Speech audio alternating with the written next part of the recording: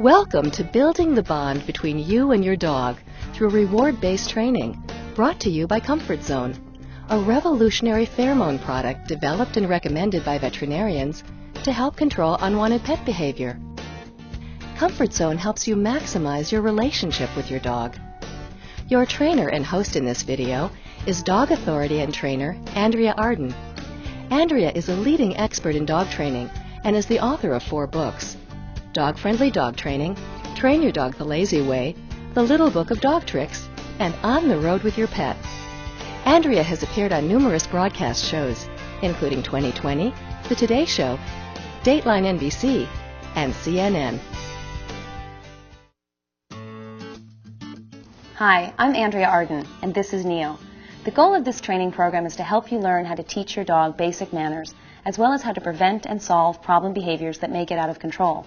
For the next hour, we're going to work together on helping to improve your dog's behavior and therefore your relationship with your dog. As a result, your dog will enjoy the benefits of being a lifelong, well-behaved member of your family. As part of our training procedures, we will occasionally incorporate Comfort Zone products by Farnam. Comfort Zone with DAP is a safe and natural product that mimics the comforting pheromones that mother dogs release to help reassure their puppies. These pheromones help keep your dog focused throughout our training sessions. If you'd like to find out more about Comfort Zone with DAP and how it can help you to train your dog, check out the special Comfort Zone section on this DVD.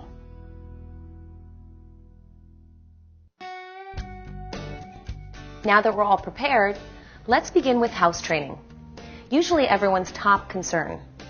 There's no better place to show how important good management is than when talking about house training. The key to house training is becoming a good doggy time manager. That means making sure your dog is in the right place, its doggy toilet, at the right time, when it needs to eliminate. Using the following 5 management tools, you will have your dog house trained as quickly as possible: chew toy, leash supervision, short-term confinement area, long-term confinement area, and proper time management of your pet's food and water schedule. One of the best ways to prevent problems and to teach your dog to settle down calmly in your home is to be sure to provide your dog at all times with a chew toy which has been stuffed with food. If your dog is occupied trying to get the food out, it means he isn't doing an endless list of wrong things. The chew toy acts like a pacifier, much like we use for babies.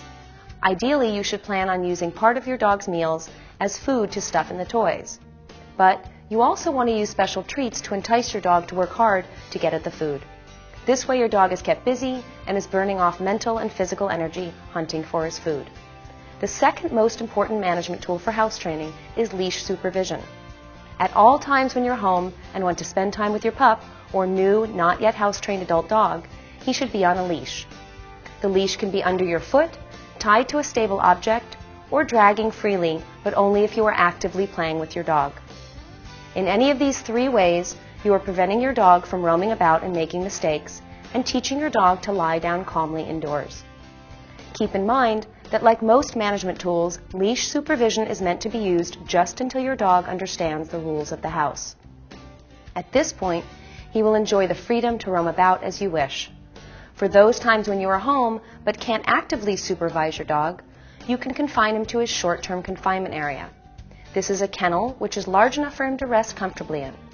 Once your dog learns to relax in his kennel, it means he can begin to learn to have bladder and bowel muscle control. That is, he can learn to hold it until you take him to his designated doggy toilet. Begin teaching your dog to tolerate time in his kennel by feeding him in there and by having him spend brief bits of time in it when you are nearby reading, watching TV, or working on your computer. Once you have gradually built up to your dog being able to spend 1 to 2 hours in the kennel, it means he can now control his bladder and bowels for that length of time. At this point, you can take him to relieve himself and reward him for going in the right place.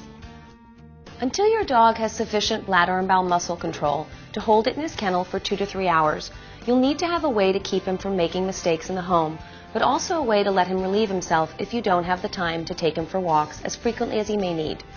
For example, a young puppy may need to eliminate every 2 hours or so. In this case, you can set up a small area called a long-term confinement area. This can be a bathroom, small kitchen, or an exercise pen.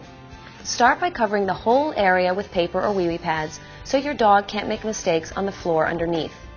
After a few days, get rid of about 10% of the paper and continue to taper down every 3 to 5 days to a smaller area being covered. If your dog makes any mistakes off the paper or pads, it just means that you went a bit too fast and need to take a step back and cover more of the area again. As your dog builds control in the kennel, you can gradually decrease and ultimately eliminate the use of this area. At around 5 to 6 months, with the right training, most pups can hold it in their kennel for about 4 hours. This means you simply need to be sure that you, a friend, or a dog walker give him adequate breaks to relieve himself. Eventually, you can also stop using the kennel, but that is only once you are really sure your dog has great control. In addition to managing your dog's time using on-leash supervision and long and short-term confinement areas, you also need to be sure to control your dog's food and water intake to make it as easy as possible to predict elimination.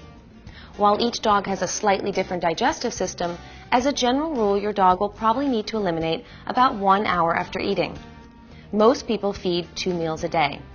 In addition, you should offer your dog water 5 to 10 times a day.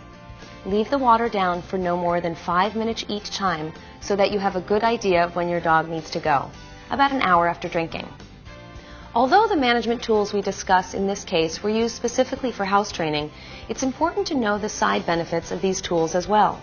All of these tools, chew toys, confinement areas, and food and water schedules help us prevent and solve puppy nipping, household destruction, mild separation issues, and more, as we will see in other sections.